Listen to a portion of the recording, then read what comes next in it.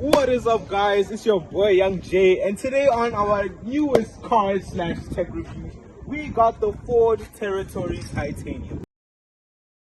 And today we are back again with another tech video. We are going to be covering all the technical aspects about this car. Like that.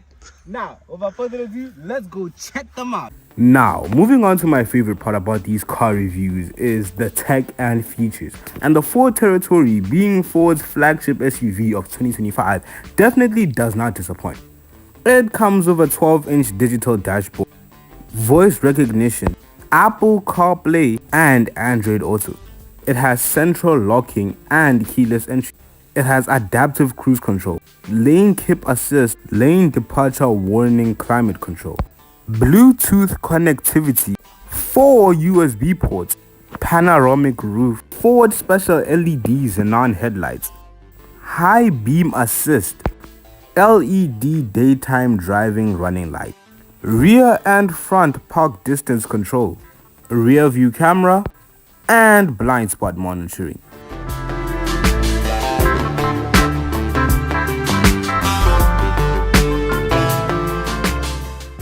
Moving on to the safety tech though, it has ABS, EBD, brake assist, traction control, stability control, and 6 airbags.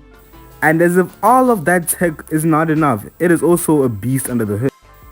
Packing a 1.8 inline 4-cylinder engine, producing 138 kilowatts and 318 newton meters of torque.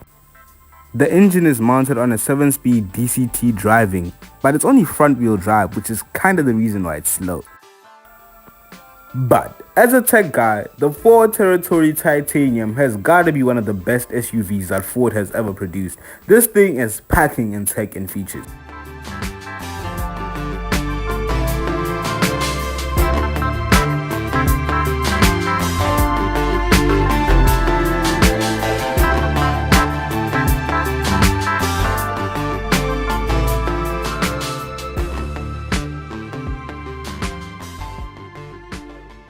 So, one of the cool tech-savvy things that this car has is keyless entry.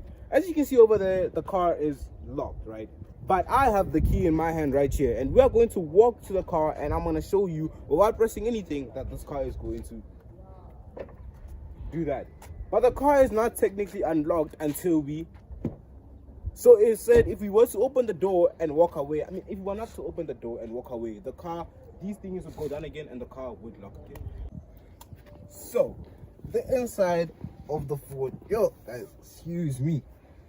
The inside of the Ford, we are met with luxury, right? As I mentioned before, it's not a sports car, it is a luxury SUV. Here we are met with piano black, which is following the same thing that it did outside. But like I mentioned, I really don't like piano black on the inside of cars, because if you were to look here, there is already fingerprints, right? So imagine you have to be opening this thing and then fingerprints, right? So usually in typical cars, this is usually over here. But now they put every button that you would find over here. Okay, so let's talk about the steering wheel. This is a multifunctional Ford steering wheel, which is also a flat bottom, which I find pretty odd since this car is not a sports car, but they seem to be just throwing this on every car nowadays. So we can minimize that. If we were to turn on the car though, we will be met with this giant infotainment screen. What I really love is the speedometer and stuff. My driver's dashboard thingy is digital. It's over here. I wonder if I can press it.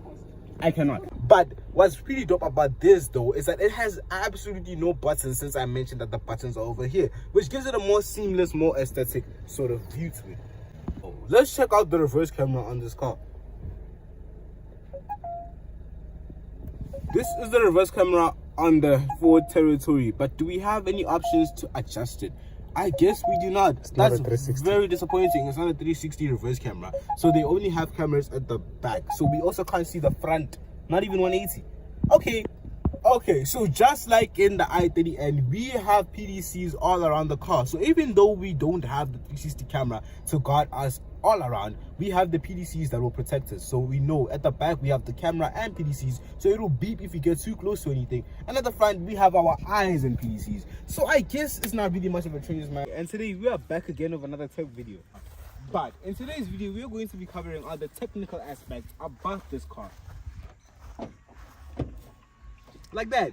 Now, without further ado, let's go check them out. Okay, so starting off, we have rear collision and forward collision. So basically, in a nutshell, what that is, although it's kind of in the name, rear collision involves when like you're backing into someone, right? So you're on reverse and you're backing up, but you don't see how close that car behind you is. The rear collision will actually stop the car for you. Although I kind of don't like how aggressive it is when it actually does it, but it does stop it for you. And another thing about rear collision is that if you are driving, say you're on the highway, and then somebody behind you is coming in at like super fast speeds and they might collide with you, the car will start alerting you and start flashing like over and over and over to alert you that there is someone behind you, and you should actually, like, maybe if you're not gonna speed forward or clear the way for whoever's in a rush to get past you. Forward collision is basically the same concept, just with the forward. If you are going like forward basically and then something jumps in the way, or they are trying to do parallel parking and a car is far, a car is close but you think it's far, the forward collision will actually stop right before you hit it, protecting both you and the car or whatever it was that you're about to hit in front of you.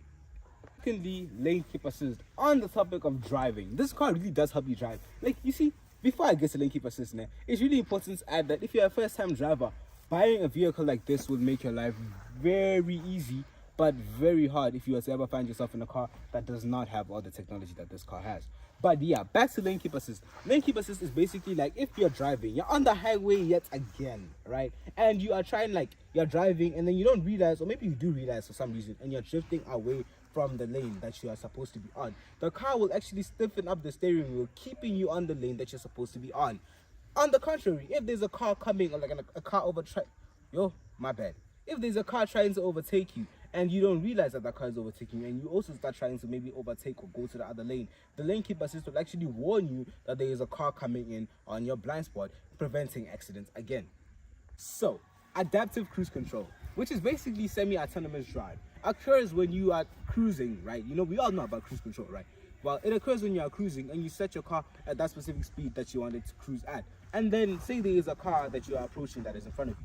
The adaptive cruise control will actually slow down to maintain a safe distance between you and the car ahead of you until you overtake that car, and then it will go back to the original speed that you had set it to be on. Oh, suppose you pass out while you're driving. Let's hope not. This car actually has a feature that will help you out with that. So I don't know what it's called exactly, but I know what happens when that occurs.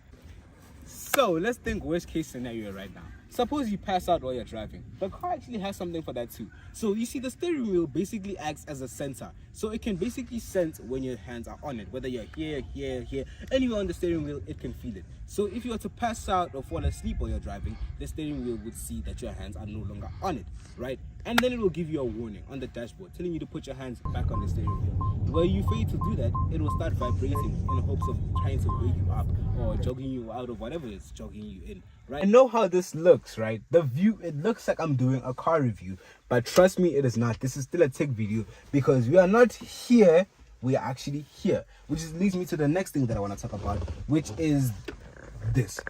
The car actually has cameras to help you drive. Like I said before, if you can't drive and you buy this as your first car, it will make it heaven because it has 4 cameras. It has the front camera to see everything in the front.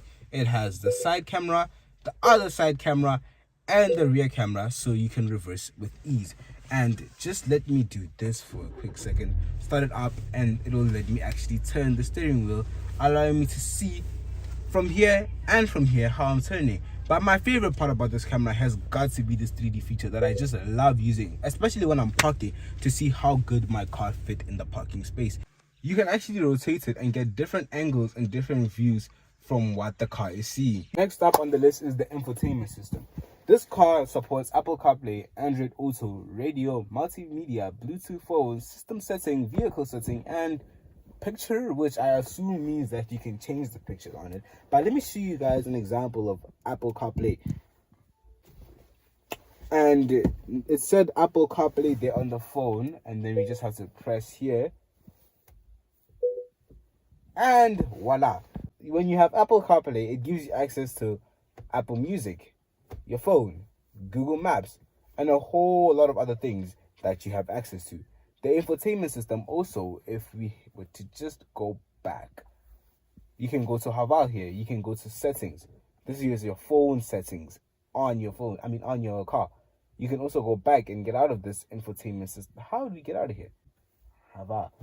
You can also get out and then go to, for example, vehicle settings. The vehicle must be on. You can also get out and go to, for example, vehicle settings. In vehicle settings, you'll see that you can also change the seats. It has heated seatings for both passenger and driver, but they won't show us at the back any love, am I right? It has intelligent driving, which is basically those things that I was talking about: front assist system, lane assist system. All of this is set to on. Traffic sign information system, side assist system, and it also has parking assist. So it also has multiple driving modes, but instead of just telling you, I can show you. So the car comes with light, comfort, sports. Oh no, this is steering. Sorry. It also has multiple driving modes, but instead of telling you that, I can just show you. The car comes with normal, sports, eco, snow, race, sand. Did y'all hear it breathe when it went to race? Guys, y'all cannot make this up. And off-road. So now let's speak worst case scenario. Say you are driving and you were to all of a sudden pass out while the car is moving. Say you're on lane keep assist, so the car is going to maintain the speed it's on, but you have passed out.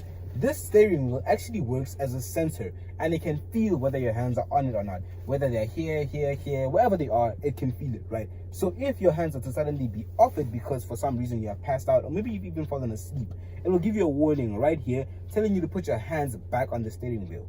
If you fail to do that, the car will begin vibrating. If the car starts vibrating and you don't put your hands on the steering wheel, by the way, the vibrating is basically it trying to wake you up in case that's a problem. But if the car starts vibrating and you don't wake up and you still don't put your hands on the steering wheel, it will begin looking for a place to stop. Once it finds a place to stop, it will back up. No, even like it will start slowing down until it finds a place to stop, like on the barrier line or on the side of the road, or even like where we are right now, like on some random place where it's safe to stop. Thank you guys so much for watching. Make sure to like and subscribe, and I, Little Man Jay, will see you on the next one. Peace out.